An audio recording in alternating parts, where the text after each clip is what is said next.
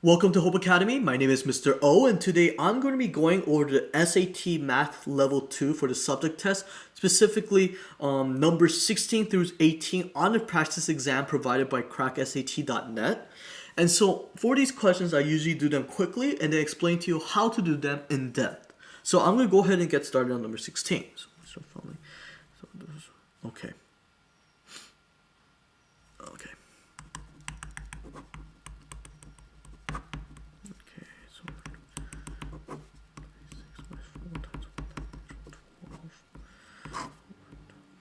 Okay, so I'm going to need a calculator for this just because of the complexity behind this question.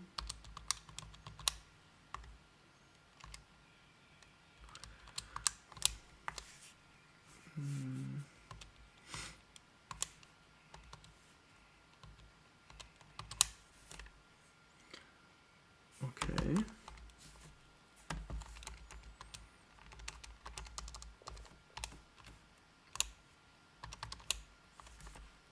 Okay, so for number 16, my final answer for this question is B. And now I'm going to explain to you how I was able to get to this question. So this question specifically is dependent on a concept called the quadratic formula. And so I'm going to go ahead and write that down. So the quadratic formula.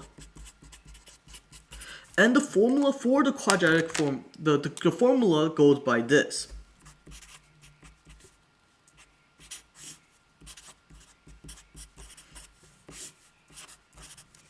And so when I'm using this formula, negative b plus or minus square root of b squared minus 4ac over 2a, the only time, technically this formula works for any equation that you are using or solving for, but that being stated, I only use this equation when I cannot factor the polynomial or the sort of equation that they provided. And in the question, they state this equation. And what happens is that when I sort of tried to mental math factor this and it didn't work. And thus what happened is that I recognize that I need to use this formula. And how this formula works is that I take the front coefficients of each part. So A is going to be 1, B is going to be 6, C is going to be negative 12.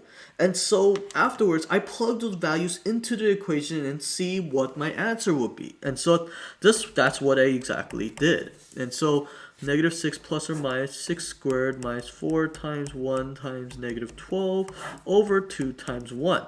And when I was computing these values, what happened was that I ended up getting something like negative 6 plus or minus, and using my calculator, I just want to check previously what was the value I plugged in.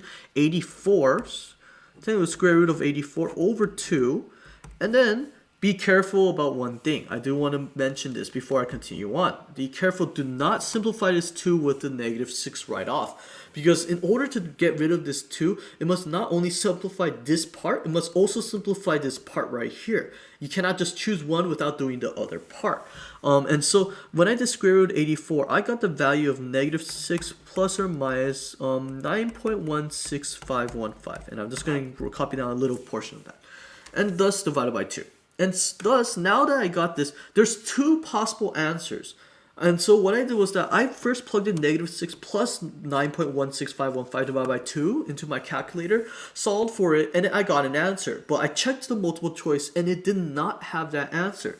So I decided to take the negative 6 minus now 9.16515 divided by 2, solve for it, and thus how I got the answer B for number 16 of negative 7.58. And that concludes my explanation for number 16.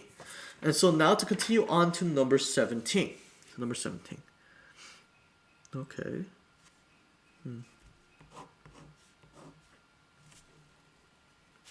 This will be sine x be opposite of our hypotenuse, so like this. Then tangent. Okay, this would be m squared. Okay. Opposite adjacent, opposite over d. So for number 17, my final answer for this question will be B. And now I'm going to explain to you how to do this question. So for number 17, this is a SOHCAHTOA based question actually. It doesn't look like it right off when you're looking at this question because of all the variables and sort of, the work that's required. But this is how I was able to do this question. So it states that sine of x equals to this, and it states that x will be between this and this.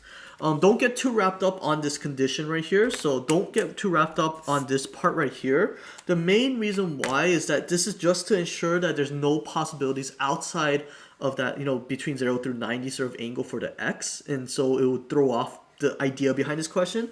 But the idea is that because they use a sine function, I knew right off it was going to be a right triangle, because SOHCAHTOA will only be fulfilled, SOHCAHTOA, and I'm going to write this term right here, will only be fulfilled when it is a right triangle. Thus, afterwards, I don't know the angle, it just tells me it's x, so I put x here. And this is m, is technically m over 1, because this is technically your opposite over hypotenuse. And thus, my opposite part right here will be m, and my hypotenuse will be 1. To find this part right here, I actually need to use the rule of the Pythagorean theorem in order to help me solve out for the rest of this. So what I did was that I did a squared plus b squared equals to c squared. So this unknown, so I'll just circle it right now and call it circle, plus a squared plus b squared m squared equals to 1 squared, or just 1. So 1 minus m squared will equal to this unknown circle squared, square root both sides, and thus the circle thing will equal to square root of 1 minus m squared. This part I practically mental mathed it. You should be able to work through it fast enough to not spend too much time on that part. And thus now that I have all three sides, now I just need to do is use SOHCAHTOA again and use tangent. And I remember tangent based on SOHCAHTOA will be opposite over adjacent. So tangent of x will be opposite, which is my m, over adjacent, which is square root of 1 minus m squared. Thus how on this question for number 17, I got the answer B, and that concludes my explanation for number 17. And to do number 18, which is going to be the last question for today. So for number 18. Okay.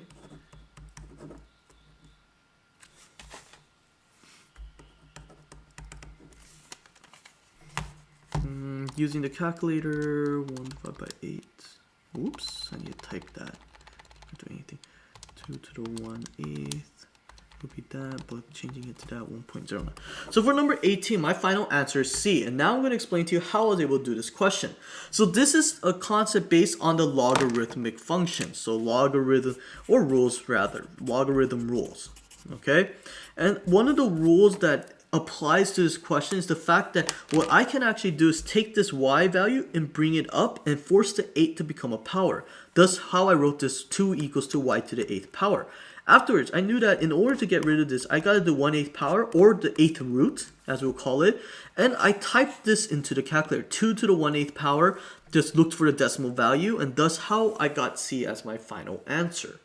Thank you so much for watching this video. Please do subscribe to our YouTube channel, like our Facebook page, and follow us on Twitter so that we can continue to make content like this for you guys. I hope you have a wonderful day.